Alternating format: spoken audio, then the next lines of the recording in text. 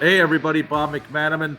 At the end of a Cardinal season that finished 4-13, very ungood, not good, not well. Joined with Kent Summers. Kent, how are you feeling after listening to Michael Bidwell discuss the firing of Kliff Kingsbury and the exodus of Steve Keim through an interesting resignation, not only just stepping down from his GM position, but resigning from the organization after 23 years? Yeah, I thought it was a pretty informative 20 minutes from Michael Bidwell. I thought, there was a lot of information that he gave us, a lot that he didn't give us. But Yeah. as these things go, I thought it was a pretty good performance by him. I mean, I was thinking, I think this is the seventh Cardinals head coach firing I've covered. Yeah. Since 1994. So we've both been through this before, but I like what I heard that they're going to, look at a lot of candidates. He doesn't have a specific skill set in mind. He's not looking for an offensive coach or a defensive coach. And I think that's where this organization's made its mistakes in the past. The search has started for both the general manager and for a head coach. We're going to cast the net far and wide. Doing it differently than we've done it in the past. We're not looking at particularly offense or defense. We're looking for two candidates that are extremely strong. The preference is to get a general manager in place first, but if that doesn't happen, we're not going to be afraid to hire the right head coach. What did you walk away from it thinking? What were your first impressions? My jaw fell to the ground when Michael said, I don't think we're as broke as people think we are. Yeah. Broken down. He says, our record is terrible, but I still think we've got to, he went on to say this team can turn it around next year. Well, then why don't you keep Kingsbury and save yourself $30 million maybe in what you got to pay him for the remainder of his contract? If it's not broke, then why are you fixing it? I don't know that we're as broken as maybe people think. I mean, our record is terrible, but when you look at the talent on this team, we've got a lot of talent. We've just got to make sure that they're all playing together. It is broken, clearly. Yeah, he's just saying it's not as bad as people think, and clearly he didn't think Kliff was the guy who could fix it. He didn't have a problem with Kliff. He didn't have the way he ran his team, the way he worked. He accredited for how hard. He said he's never seen a coach work harder. Okay, fine. I don't know if I trust some of the players, and the culture of this team. So what does he do? He's talking to the players and the core players and the culture of this team. He's trying to find out.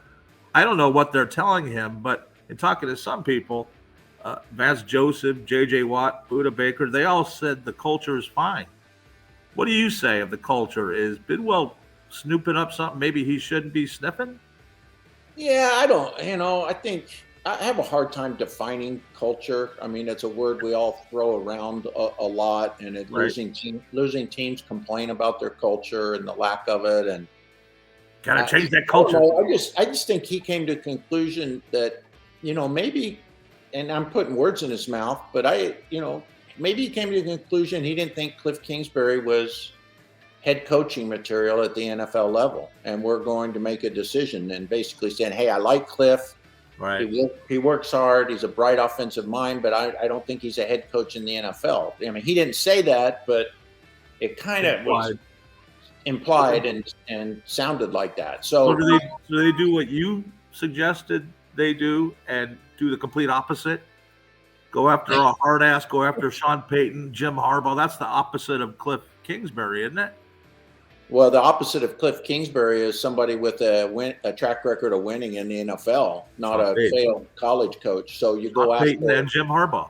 Yeah, those are the two guys. I don't think you're doing your due diligence if you're not making that phone call and saying, is Sean Payton interested in the Cardinals, and what would it take to get him to the Cardinals? If it takes, I'm not as interested in Jim Harbaugh as I am Sean Payton. I'm not a big Harbaugh, 49-19-1, something like that in his career in the NFL. I'm not a big Harbaugh guy. He wears on everybody's nerves. Everybody's sick of him after 3 or 4 years, except Michigan, okay, where he's lasted. But go blue.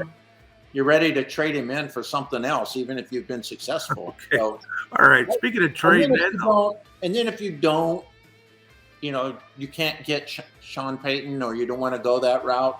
Yeah. Then you move quickly and identify some other candidates. Look, you don't have to have a big name or some successful head coach. I mean, the NFL's full of guys this year, assistant coaches who have proven themselves. Brian Daboll, Nick Sirianni, Sean McVay last year. Mike McDaniels, after they was going to get fired. Now look at him in Miami. Yeah. So, we'll see.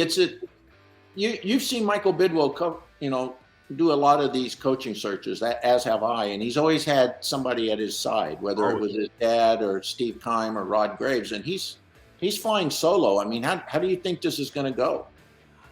Well, I heard him tell us that he's spoken to colleagues in the game, and by that I mean front office executives, general managers, and if I know Michael, he's called owners that he knows. Him being on 13 or so NFL committees, he knows everybody. And it's just like he did when he hired Kliff. He's getting advice from people around the league. I don't know if that's such a good idea because I'm not going to help my enemy that much. But that's just the competitive Harbaugh in me. So I think that's how he's going to go about it. And then he's going to have to make up his mind. I don't know how much Quentin Harris and Adrian Wilson are helping him out in this. I think this is Michael's calling. They're probably staying out of the conversation considering they're applying for a job. And I don't think it's going to be a co-GM job. I will say this about Peyton. I am not giving up a first-round pick, the third pick. If that's what the Saints are asking for, it's off limits if I'm the Cardinals. You want to make a swing a deal if you get somebody to move up and take number 3 from you for a bunch of other picks. Yeah, I'll but then you're just wasting the spoils of a lousy season. I'm not doing it. They might. I don't think they will, but who knows?